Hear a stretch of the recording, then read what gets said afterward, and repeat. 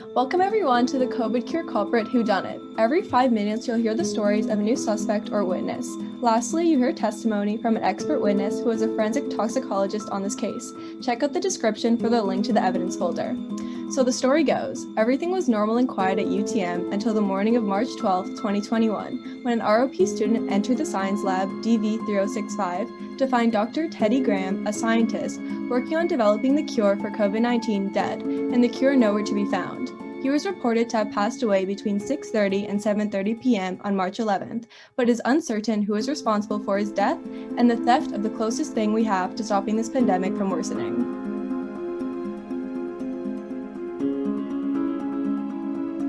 Could you please tell me your name?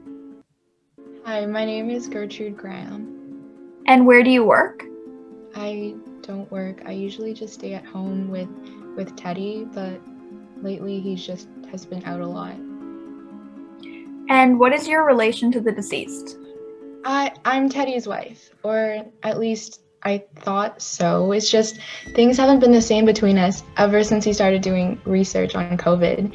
It takes up all of his time, and he puts more energy into his test tubes than he puts into our relationship.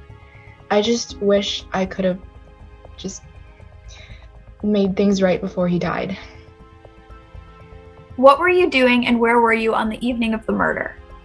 That night I was having my girls' night with Sarah, just waiting for Teddy to come home, but he never did.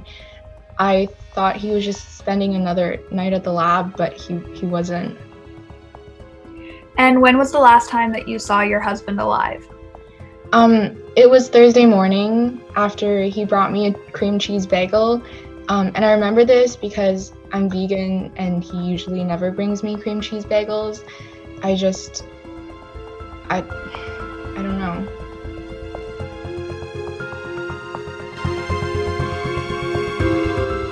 What is your name?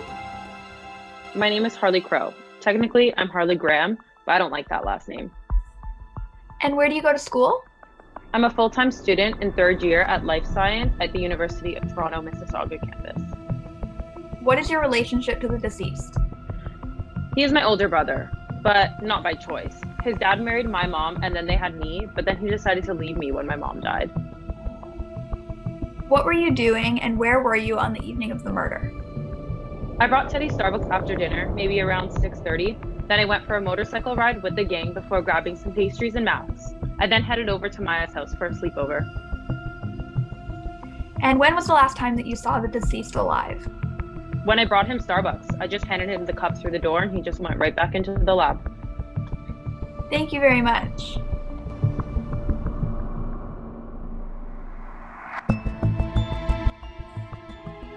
What is your name and what is your relationship to the deceased? My name is Maya West, and I am his ROP student. What were you doing the evening of the murder, and when was the last time that you saw the deceased alive? Well, I was working in the lab and finished up around 6:45, and that was the last time I saw Dr. Graham until around 9:40 a.m. next morning when I found him slumped over his chair. I thought maybe he'd just fallen asleep again, but he didn't respond when I tried asking something. I went over to investigate, checked his pulse, and that was when I realized he was dead. So I called 911. Did you enjoy working with Dr. Graham? I mean, at first. Then it started going sour after I found out what he did. He took credit for my research on the cure for COVID when we contributed equal amounts. And do you have any information concerning Dr. Graham that you believe will help the case?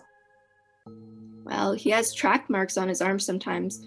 I always thought it was weird, but I never asked. Do you know anyone who would want to steal the cure?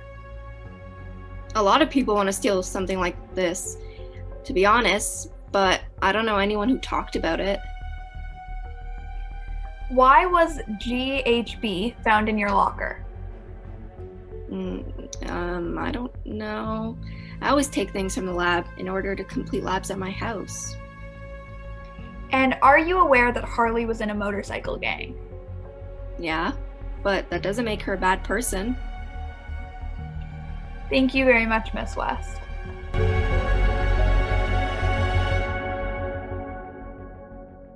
What is your name and where do you work?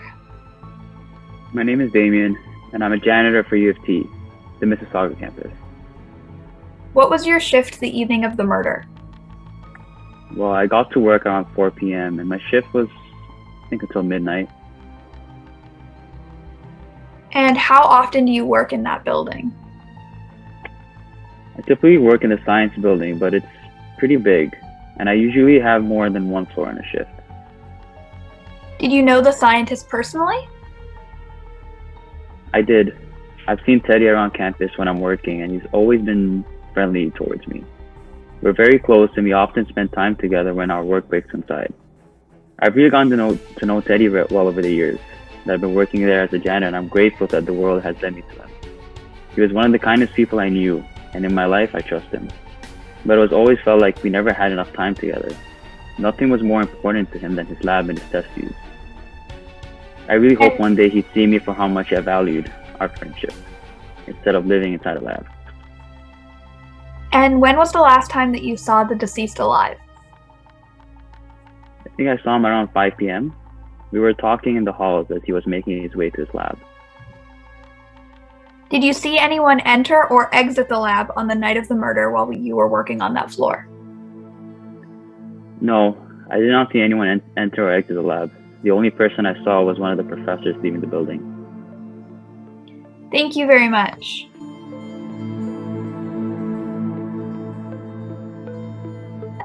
What is your name? Hello, my name is Dr. Sarah Chestnut. And where do you work? I am a professor at U of T, Mississauga. What is your relationship with the deceased? Childhood best friends with his wife. And what were you doing and where were you on the evening of the murder? I got caught up marking midterms in my office, and then I got a call from Gertrude yelling at me because I was supposed to be at her house for our weekly wine night at about 7:30. So I got to her house around 8 and was surprised but kind of thankful when I noticed that Ted wasn't home yet. We watched Eat, Pray, Love and ate my favorite comfort food, which is chocolate chip cookie dough ice cream. You know, these past few days, I felt so lonely since my husband died, and Gertrude, she's really been there for me. Anyways, after the movie, I went home to my, I guess I just went home. And when was the last time that you saw the deceased alive? I think I bumped into Ted on my way to Starbucks for lunch. Thank you very much.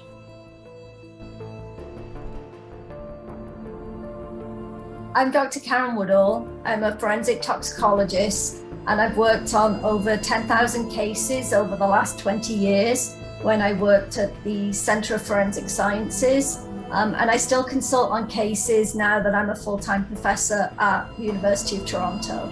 I have a PhD in pharmacology, and I've been qualified to give expert witness testimony approximately 300 times to provide evidence about drugs and poisons, and also just the general effects of drugs and poisons on the human body. Some of my experience comes from research, and I've developed methods of analysis for the detection of GHB in non-biological and biological samples, and I've also published reports about the toxic effects of fentanyl. In this case, I've been asked to provide my opinion on toxicology testing that was done and the finding of 2 drugs, GHB and fentanyl. GHB is a CNS depressant. That means it causes sedative effects and cause excessive drowsiness or even unconsciousness. It can be used for recreational purposes. It's also known as a date rape drug, and some people take it because it's been associated with helping muscle growth. It's a colorless and odorless liquid. A teaspoon is your typical dose of GHB.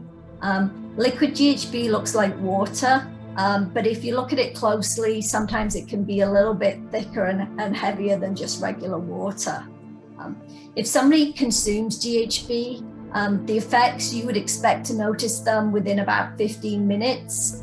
after taking it, and within 30 minutes, I would expect the maximum effects to be apparent.